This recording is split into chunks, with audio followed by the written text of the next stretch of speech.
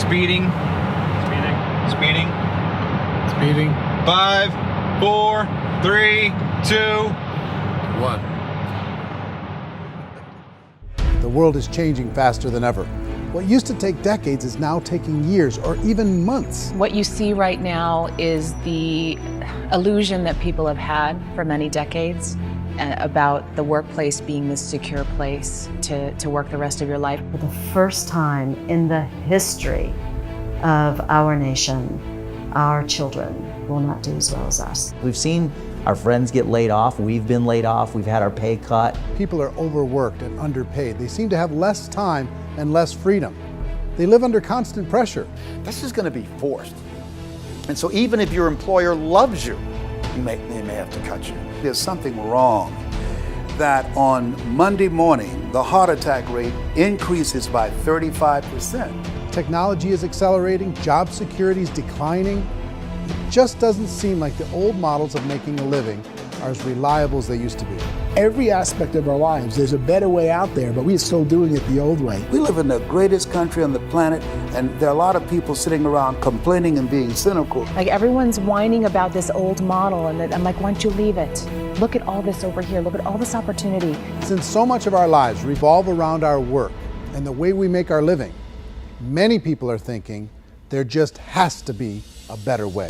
The biggest challenge facing our world today is not making money, is what are we going to do with all the displaced, unemployed people? People are afraid that they're going to make the wrong decision. People are afraid of the unknown. People are afraid that maybe I don't have the skills. Hey, sports fans, industrial age is over. It's dead. It's dying.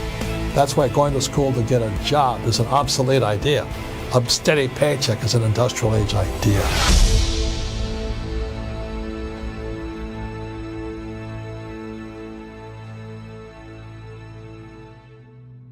It's the search for answers that has brought us here together today. My name is Eric Worre, and for almost 30 years I've been an entrepreneur, struggling at times, but ultimately succeeding.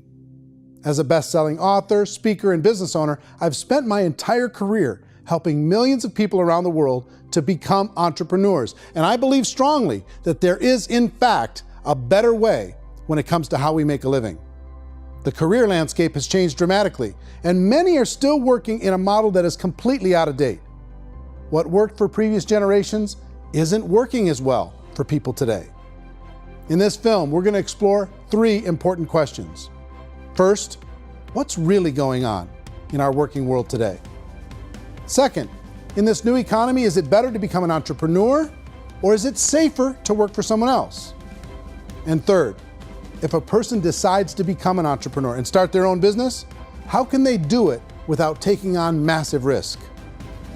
To help in this journey, I've brought together some of the greatest experts and thought leaders in the field of entrepreneurship to share the real facts with you.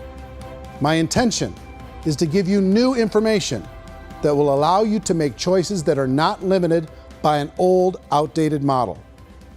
Let's start by understanding what's going on in our working world today.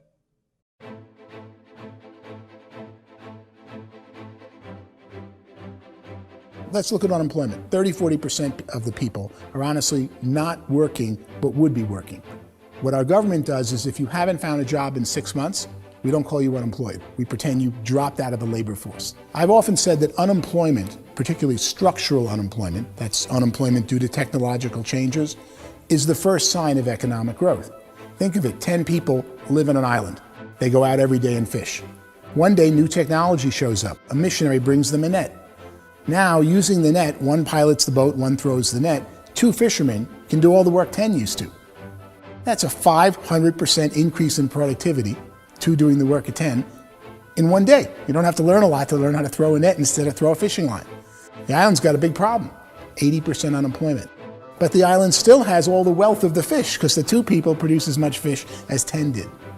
Now, of course, looking back in history, these changes used to take thousands of years. And during that time, we went into farming and transportation. Some of us became doctors and some teachers and lawyers, and we developed all these new professions and new manufacturing jobs.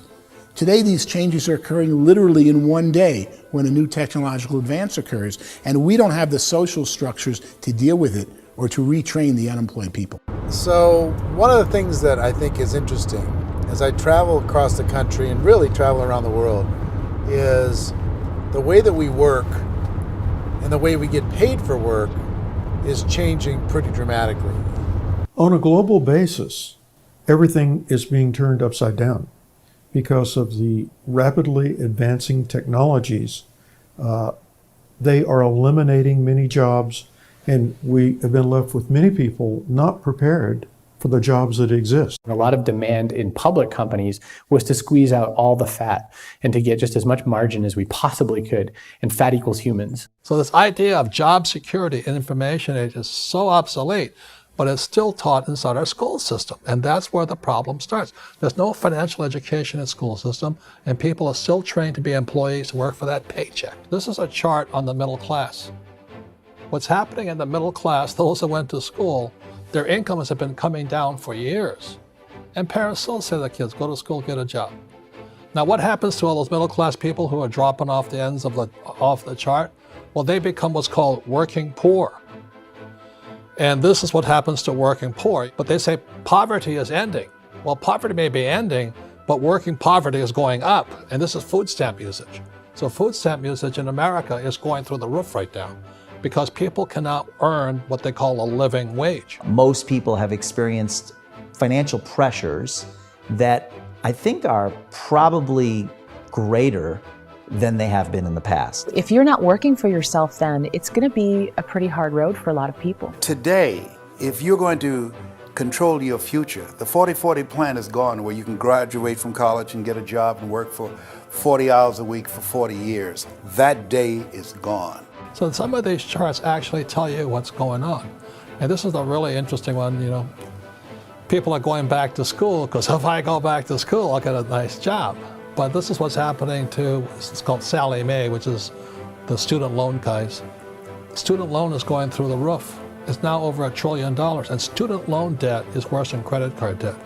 So when people stopped using credit card, the government got people into student loan debt. And the problem with student loan debt is you can never be forgiven. See, with credit card debt, you can declare bankruptcy and then all's forgiven. But student loan debt, you can declare bankruptcy, you still owe it. It's the worst of all debt. But this is the next picture. Look at this chart here. This is what's happening to wages of college graduates. It's going down. So you go to college, you rack up all this debt, but you earn less money. Now, that's not that intelligent. Average person who's been working a lifetime in America today is ending their lifetime at 65 with about $41,000 in assets. They earned just enough to survive. I think in the United States we have something like 17 trillion in debt. That's just the federal government debt. We got another 2 in municipal and in other, let's call it almost 20 trillion government.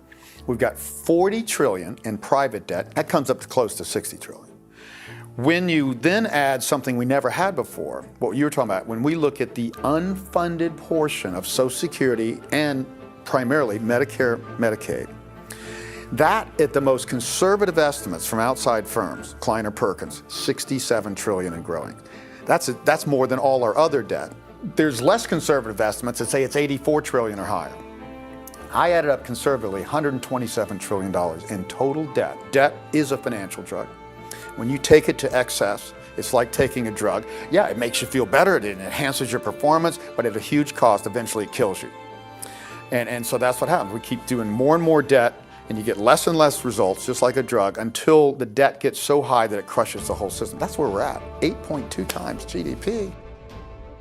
You know who I feel sorry for?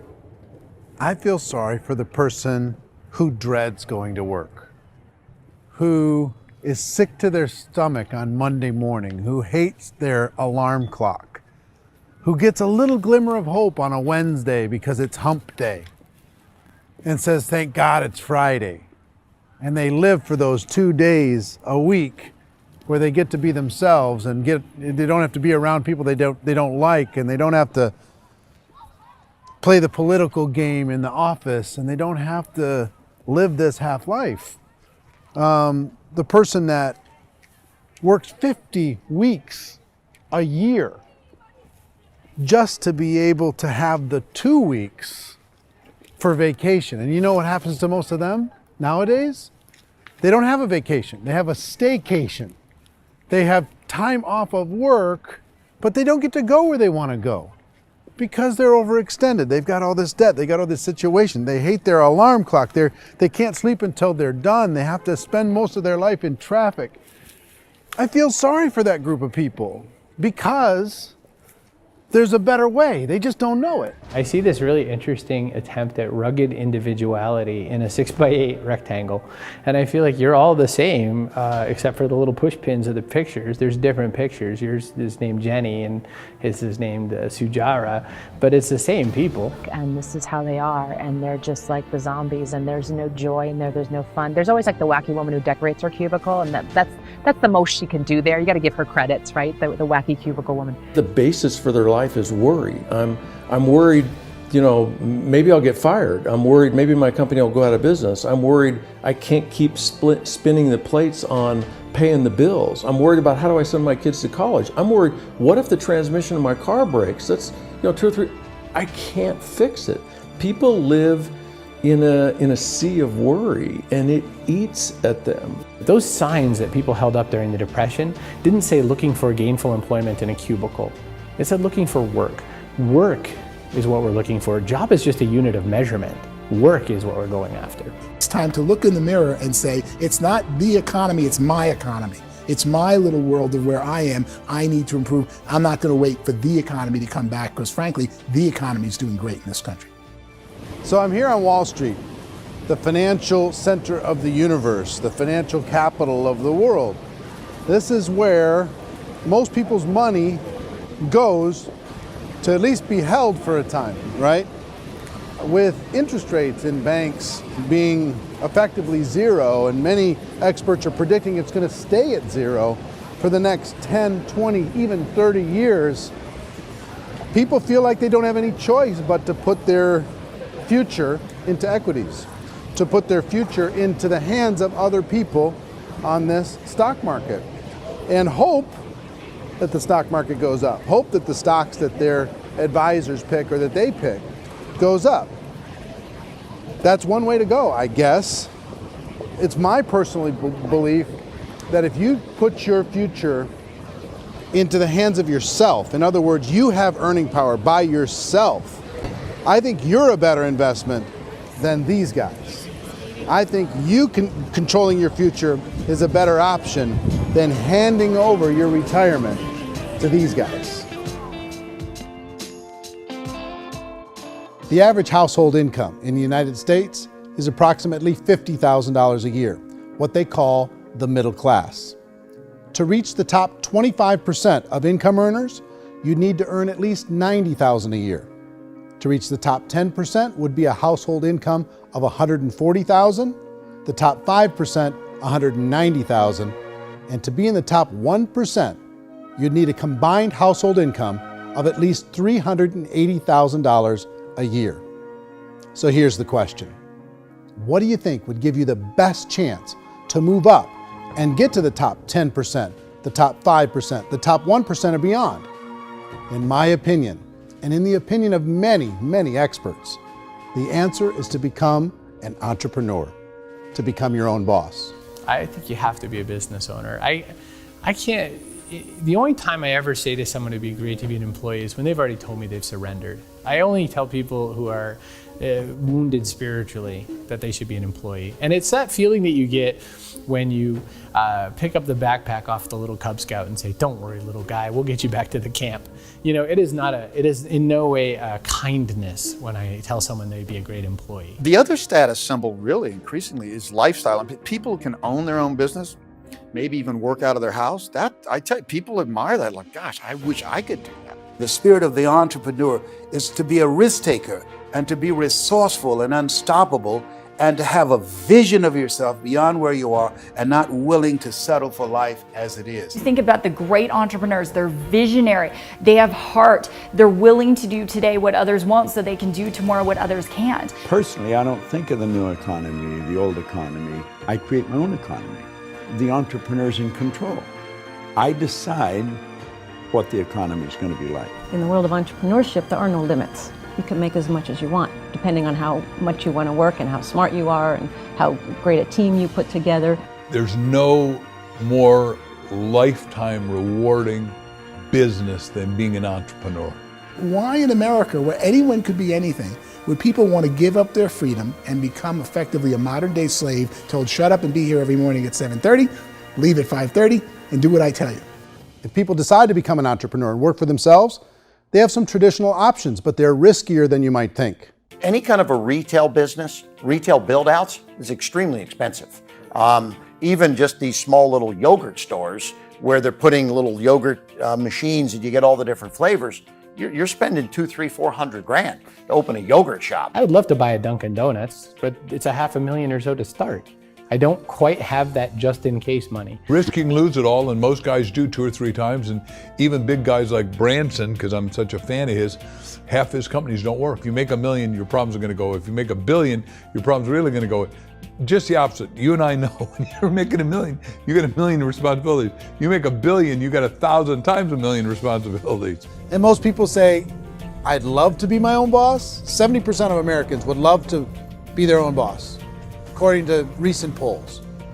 But they don't know how to get there. Because what are you going to do?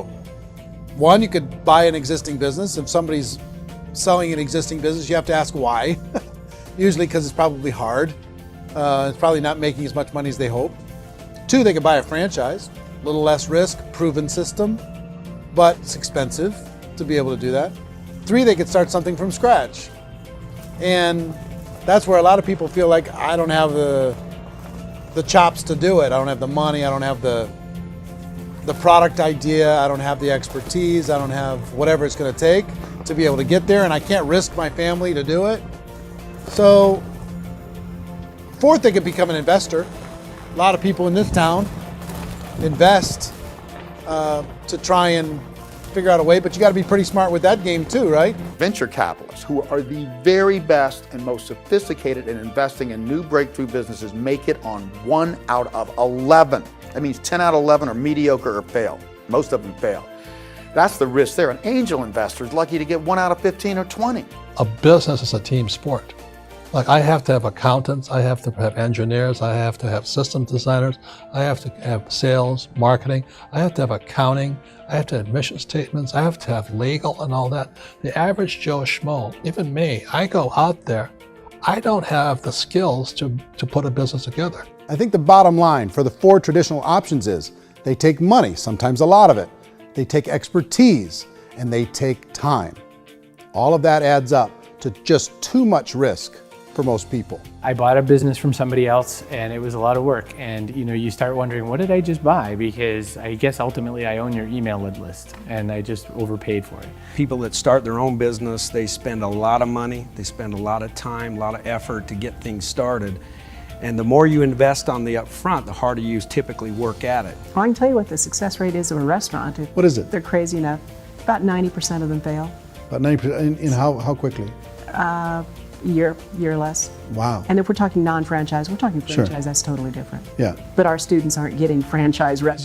You got to invest big money. Exactly. And with someone like McDonald's, you've had to work with the company for a long period of time, really know the To even have a chance at investing $1 You million. have a chance, and it's a slim chance. What if there was a way that you had all the proven aspects, the comfort aspects, and you could still control your own life?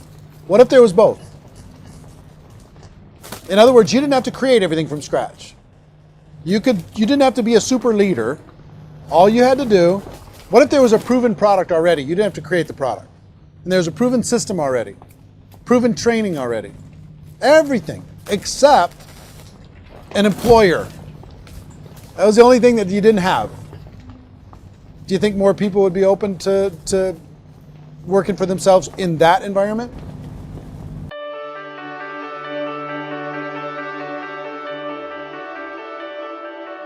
In our search for a better way to make a living, we've come to the conclusion that becoming an entrepreneur is actually safer than being an employee. And through our look at the entrepreneurial options, one particular path kept coming up from expert after expert. And I think most people will find it surprising because it's certainly a non-traditional business model. That model is for people to start their own business and become an entrepreneur through the creation of a network marketing business. Some people call it direct selling because the product is being sold directly from the manufacturer to the end consumer, cutting out the middlemen. Other people call it multi-level marketing, or MLM, because there are multiple levels of commissions paid. The most common term today is network marketing, because network marketing best describes using a large group of independent distributors, independent entrepreneurs, to move a product or service more efficiently. So my friend here, Donald Trump, and I, we always write about the network marketing industry. And the reason we support the network marketing industry is because it really is a business school for entrepreneurs. Because most people come out of school looking for a paycheck. Oh, that's terrible. I went to network marketing like that. I think if it didn't exist, we should invent it. It is that good. I think direct selling is a great way to do business today. It's very easy to get into that industry, and you can be self-employed, be in effect an entrepreneur. When we see multi-billionaires adding network marketing companies to their portfolio of companies, that would be a clue. When we see people who are very famous authors and very famous business people endorsing the industry, that would be a clue. These network marketing companies aren't $50 million companies, they're billions and billions of dollars. They lead the stock market, they're major companies. When we're going to get it? You know, and you're going to school to work for a paycheck, but if you want to be rich, be an entrepreneur, and network marketing gives you the spirit to be an entrepreneur. A traditional company will spend up to 50% of their total revenue on marketing. Network marketing companies use a different approach. Instead of having all that extensive marketing expense, they utilize a network of independent distributors to do the marketing for them. Now, why do they do this? First, because word-of-mouth advertising is so much more effective today than traditional media advertising. Second, some products need to be explained or demonstrated, and an independent salesperson can do that more effectively than an ad campaign. Third, it's completely efficient. The company only pays for the marketing of their product if a sale happens and not before. Imagine if Amazon allowed you to become an independent distributor and paid out 40% of its revenue to that distributor group. All you had to do as a distributor was recommend a product, and if a person bought it on Amazon, Amazon would take care of all the logistics, and you'd get paid for bringing the customer. Now imagine you got paid for every purchase that customer made for the rest of their lives. Well, Amazon doesn't offer this option, but network marketing companies do. 85% of all buying decisions in our society are made as a result of word of mouth or reputation. We're recommending things to each other all the time. You know, who's your dentist? Who's your doctor? Who's your lawyer? What detergent, are you using? What legal system are you using? What product are you using? We're talking to each other about the things that we love anyway. When you go into a big box retailer, you're lucky if the clerk looks you in the eye, much less gives you any detailed or accurate information about what you're purchasing. So of course, this personal information, this education coming from a friend, a neighbor, a relative, or even a stranger, but one who has experience with the product is extraordinarily valuable. As a matter of fact, network marketing can educate consumers probably better than any other form of marketing. It certainly can do better than advertising, because advertising usually has a certain hype to it, and you can only get limited information. So, network marketing trumps advertising. If you were a typical sales company and you wanted to sell $1 million a month worth of product, you might go find 100 superstar salespeople. The quota would be $10,000 a month. So network marketing as a distribution system just flips the numbers. So we use 10,000 happy, raving fans of a particular product, and we don't concern ourselves so much with how much product each one of them individually sells. If they sell just $100 or $200 a month, and there's 10,000 of them, you're selling $1 million to $2 million a month worth of product. And that's the best way I can explain how network marketing works. This is the marketing arm of the company. There's not money being wasted on bricks and mortar. There's not money being wasted on inventory that's sitting stagnant somewhere. There's not of employees standing around that don't have customers. These are people that are going to connect with customers. These companies allow people to become independent distributors for extremely low cost and with no minimum time or sales quota.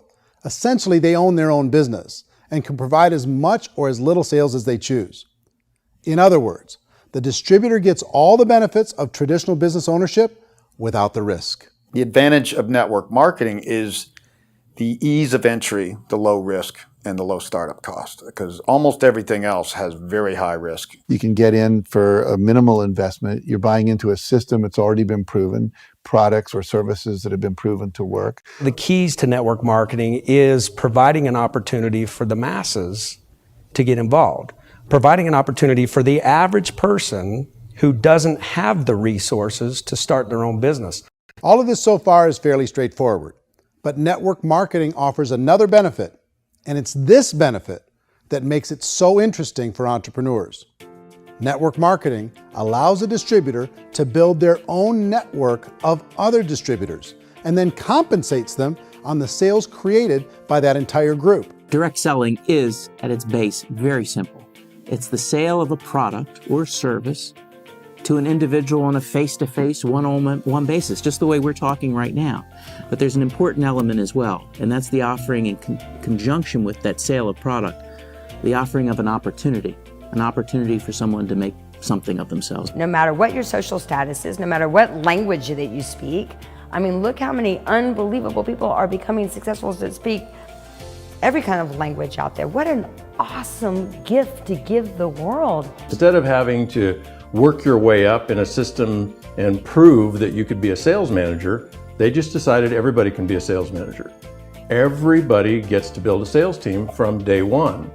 And so what that brought into the system of growth as a direct selling company is the concept of compounding or geometric progression.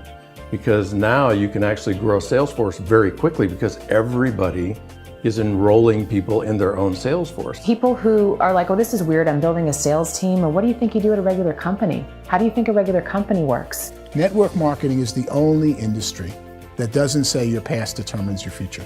It looks at your past and says, okay, now what can we train you to do so you can have a great future?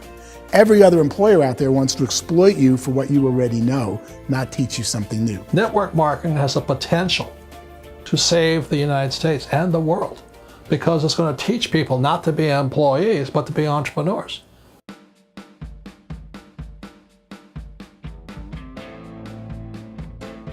According to the Direct Selling Association, if you add up all the network marketing companies around the world, they combine to do over $178 billion a year in retail sales. To give you an idea of how big that really is, the NFL, the National Football League, does approximately $9 billion a year. The music industry does a little more than $16 billion a year, and the movie industry does about $80 billion a year. Using a conservative average, network marketing companies pay their distributors about 40% of that $178 billion in the form of commissions, which adds up to more than $71 billion a year. That's almost $6 billion a month. It's almost $200 million in commissions every single day. So it's certainly working, and people are making serious money in network marketing. With the growth of the direct selling industry over the last 10, 15, 20 years, we've seen a broader understanding of the channel. We have seen more and more people getting involved in the business, so our penetration in the marketplace has increased, and thus the understanding in the marketplace of who we are has increased. And we've seen non-direct selling companies look at the direct selling model and say, something's going on there. People are making money, companies are being profitable, individuals are being motivated, product is being delivered to market. Maybe we should explore this. Some people think only the people at the top make money. Well, let's take a look at that as well. In the network marketing profession, there are roughly 500 people in the world who earn over $1 million a year. If you round that number up to $2 million a year, that adds up to about $1 billion a year. That takes the $71 billion paid out each year down to $70 billion. So where does the rest of the money go? The vast majority goes to part-time people making anywhere from a few $100s a month to many thousands of dollars a month. It goes to people who choose to make it a full-time career move and earning even more than that. Every day, people are using the money they earn through network marketing to pay off debt, have more fun, and improve the quality of their lives. Everyone I know in network marketing has been doing that since the 50s. They go to work when they want to go to work. They stop working when they want to take time with their children to have a leisurely breakfast and discuss issues and driving to school. They go back to work when they get home, wherever they're working out of. The biggest thing that I've seen is people that have become much happier in their life. MLM has probably made more millionaires of more people in more countries, and I've spoken to them in 67 countries than any other single form of business, starting from nothing. If they have a choice between working a job for the next 10 years or working a network marketing business for the next 10 years, the result of working the network marketing business will be better. A lot of people within the industry go on and make this a career and do extremely well at it. Network marketing has been nothing but good for everyone I know that's been involved with it because they did it seriously and they played full out and they've been very successful. It's been a constant barrage of success stories and people showing off stuff that they got as a result of it. How many people are involved? Approximately 16 million Americans and 96 million people around the world are currently participating in network marketing. And in a recent poll, 82% of those people report a good, very good, or excellent experience with network marketing. So people are happy.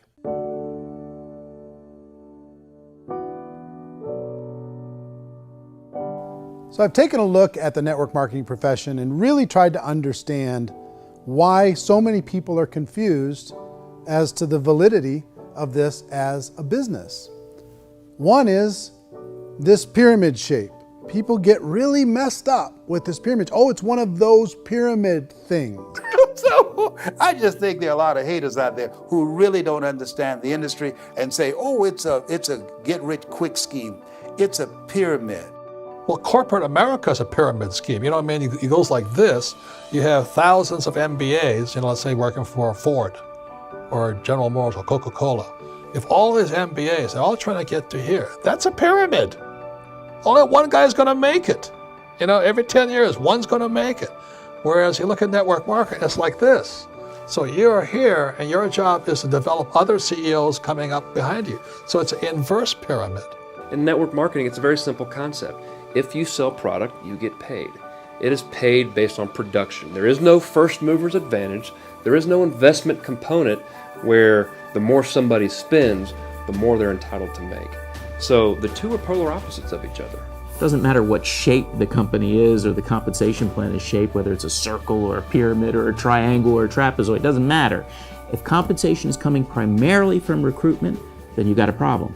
On the other hand, if an operation is basing their compensation to participants on the basis of sales, even when those sales are generated by people you've recruited, well, then you're a perfectly legitimate enterprise. That's the legal test, it's the practical test. Another issue that's been true in the past that is no longer true now is people used to be in network marketing loaded up with products that they couldn't sell and they ended up a loser. They ended up with a bunch of product in their garage, they ended up with a bunch of products sitting in their kitchen shelves or whatever, and they thought they could sell it and then they weren't willing to or able to sell it and they ended up with a bunch of stuff and they were bitter about it. There was this thing called front loading where you had to buy if you bought $25,000 worth of product, you got better commissions and all this. Today, it's almost all done by computer. It's direct mail comes from a warehouse somewhere else. You don't have to have all this inventory. You don't have to stock up. It's a paperless world now. Most of it's done online. You have a back office. It really works. And I mean, the technology has changed everything. Third issue is people start talking about 99% of people in network marketing don't make any money. Well, we've talked about that over the course of this journey together. Almost $200 million a day is being paid out to network marketing distributors around the world. The naysayers, the people who say that it doesn't work, are usually the ones who just don't know how to make it work for themselves. And so they're giving you an opinion, and I tell people, don't confuse people's opinions with expertise, because opinions are free. And don't confuse sincerity with the truth, because people can be sincerely wrong. But here's the reality inside of network marketing. The vast majority of people that get involved in network marketing just become customers, and they get involved to be able to purchase product at a lower price. If you take Costco as an example, if a person goes into Costco and gets a membership to Costco so they can get a lower price on the product, we don't call that person a loser because they have a bunch of product that they walked out with with a smile on their face. Yet when some people want to take a look at network marketing, they say, well, those people, they're just using the product and they aren't earning an income, so they must be a loser. They're not a loser, they're a happy customer. That's the vast majority of people that are involved in network marketing. Now, a smaller percentage of those people decide to go build a business. They earn $300 a month, $500 a month, $1,000, $2,000. That's the bulk of earnings in network marketing. And then there's the few that really decide to take it serious, really decide to build a large network, really work to make that network very, very productive. And those people make huge amounts of money and there's no cap. What I do as an outside economist, just somebody looking at this industry like any other industry I speak in and say, look, what's the realities of this? 1% do incredibly well. 10% generate some additional income at pretty low risk and effort. That's not, and 90% of people roughly end up customers. One thing that I think is real when it comes to people's perceptions about network marketing is people put this, and distributors, I think, involved in network marketing have some responsibility for this. They have sometimes unrealistic claims about the product or about the income. Most people who become distributors, they want the money, they want to be successful, but they don't have the skills. They don't know what to do. And when people don't know what to do and they're in a new business, they're scared. And when they're scared, they panic and desperation kind of sets in. So they think everyone they talk to has to get in.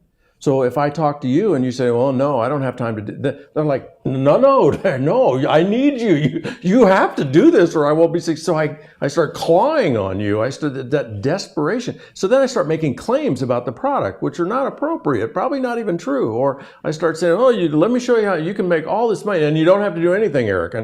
And so you just totally misrepresent the opportunity, and you're clingy with people because you think you need everybody to be successful, and you don't. You know, one of the messages that I try to deliver most forcefully to companies as well as salespeople in direct selling is that you don't have to overpromise. The reality is in network marketing, there's a lot of hard work involved.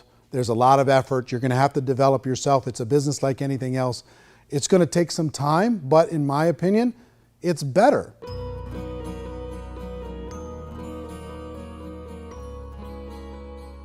It's light years better for people starting today than it was even 5 years ago. I think it's more widely accepted now, and people understand it is a business. It is being an entrepreneur. It is being a business owner. Our belief system is based upon our evaluation of something.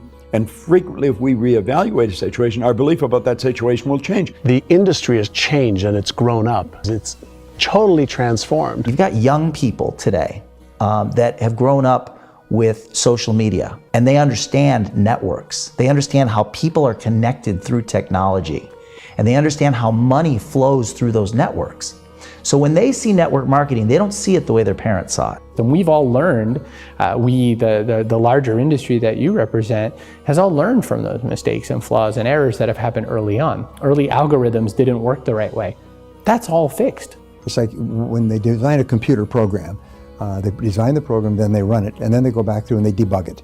The MLM industry has been debugged. This is the day of being virtual, being able to run a business from your mobile phone. I mean, it's incredible. Companies are getting smarter. They're implementing more consumer protections. They're implementing more compliance training. They're doing more with respect to product research. If you do get involved and you make purchases of inventory, even on a voluntary basis, if you decide that this business is not for you, you can leave and have that inventory repurchased by the company. There's no other business that offers that kind of protection on a voluntary, self-regulatory basis.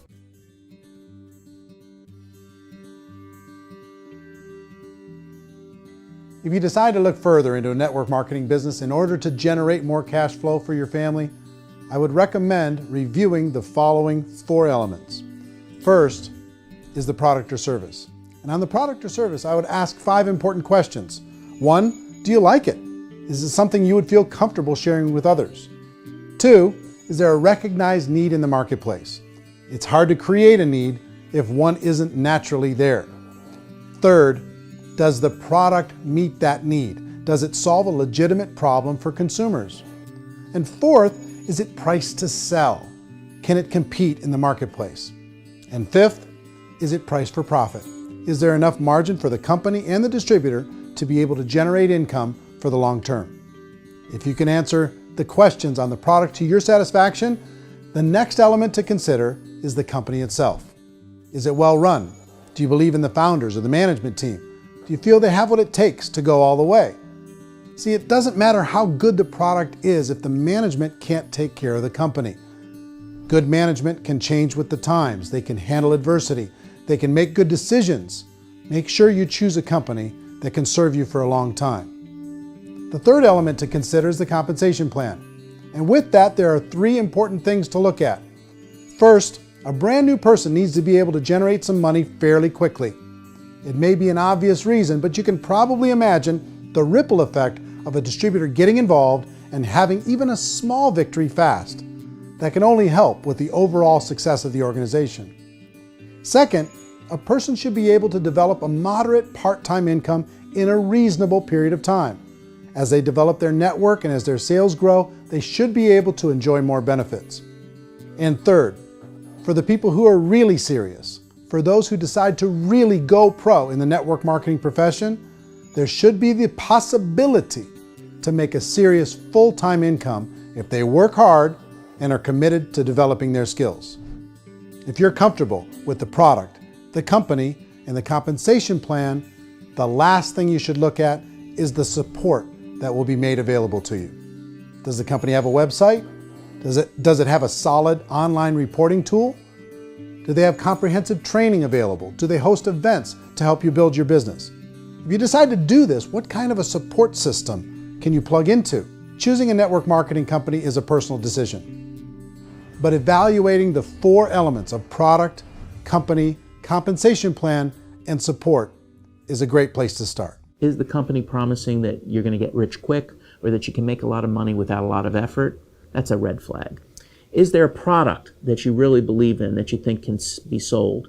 Or are you being told by salespeople or the person who's trying to recruit you or by the company itself that don't worry about the product, all you have to do is recruit other people into the business? Red flag, warning sign. If you're hearing that, take a second or even a third look. Get to know the customers, the products, the business, have some success, and see where the opportunities might take you to move up in the organization. You want to find out how concerned are they about my education, my training, and my development? Is there a space for me to grow? Most important question. Learn everything that you can about the product. Make sure it's something that you believe in, and learn everything you can about the industry and work that system. You have to be very passionate about whatever that company is doing. I would get involved. You can always test drive anything, the product, the service, the community, and then lean into it a bit. If it feels good, then lean into it a lot. Behind me is the Lincoln Memorial. And this is a place where Martin Luther King Jr. had his famous "I Have a Dream" speech. And at that speech, he talked about his dream for equality for everyone around the world, and that's a noble dream. But I think more people need to remember what it was like when they were kids and the dream was still alive in them. Before it got beaten out of them by reality, by this paycheck, by these responsibilities, and by having to live for this job to pay the bills. I think people need to remember that, go back to that. Once they know that there's a better way, I think their future is going to be much brighter. They can live a better life.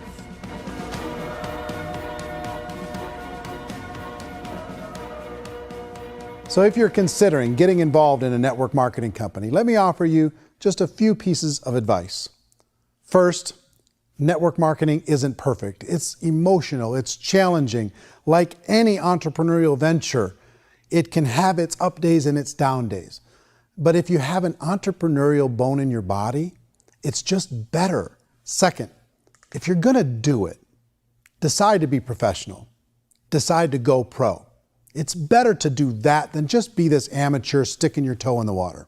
Third, as any professional, you're gonna have to learn some new skills. And I promise you, inside of the network marketing profession, they're not too difficult to learn. Fourth, like anything worthwhile, it's gonna take some time. Don't expect that you're going to get to the finish line right out of the gate. And fifth, it's worth it. It's worth it to be able to take charge of your life again. It's worth it to be able to control your own financial situation. It's worth it for the people you're going to be able to spend time with. It's worth it for the things you're going to be able to see and the experiences you're going to be able to experience. It's worth it for the causes you're going to be able to contribute to, the lives you're going to be able to touch, the customers you're going to be able to help, the friendships you're going to be able to develop. I promise you, it's worth it. Remember, most people are searching for answers just like you are. But I do have to tell you the catch to network marketing. If there is a catch, if you want to understand this from an emotional point of view, people say, well, it sounds too good to be true. It's not, it's hard work. But here's the catch. Most people still don't understand it. So you're going to have to endure the loss of social esteem from ignorant people. The uneducated will think less of you. Now, if you can handle that, you're on your way. If that's going to destroy you, you know what? Entrepreneurship in general probably isn't in your future. If you can face that catch, you can become unstoppable. I want everyone to really contemplate this if they're not in network marketing. You're in a job, you probably have a mortgage, you have rent, you have debt, whatever's going on. You're in a prison. You work just hard enough to keep them from firing you, and they pay you just enough to keep you from quitting. Come on! I've been there, done that, and bought that t-shirt. In network marketing, if you run into failure, it's really just a homework lesson for yourself. There's no one to blame. You really have no excuse not to be successful. You just don't. People don't want to hear that, but there's so much available to you. If you want to be a good network marketer, be a student to the people above you, be a fellow traveler to the people on the same level, and be a teacher to those below, and know when it's appropriate to do which. People who are not afraid of asking people to buy things, or not afraid of persuading people with the chance they may say no, these people own the future.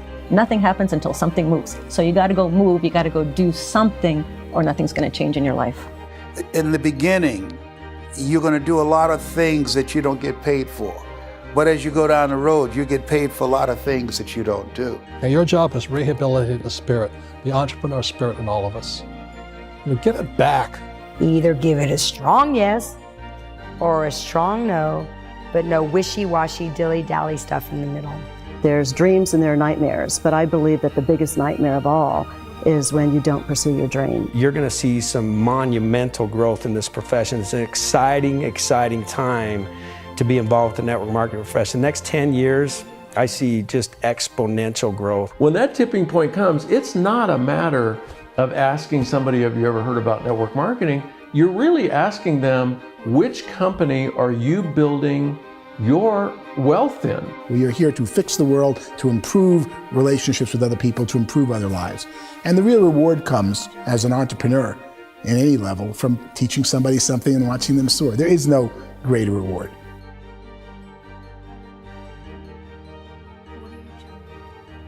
Life's too short to spend it living someone else's dream instead of your own. It's too short to spend it living at a fraction of your potential. Can being an entrepreneur be a challenge at times? Sure. But here's what you get in exchange. It can be yours. Something that you built, something that you created, something that you made happen. This balloon represents your dream. It represents entrepreneurship. My wish for all of you is that you would reach out and grab it. The choice is up to you.